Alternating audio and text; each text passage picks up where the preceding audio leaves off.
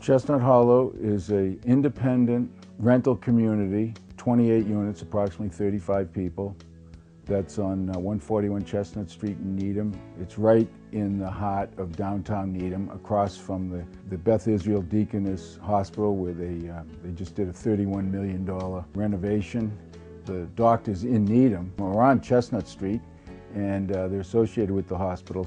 This is independent living. This is a straight rental, independent living. We offer weekly housekeeping and concierge services, but everybody that lives here is completely independent and they're on their own. It's very convenient. My bank is right next door.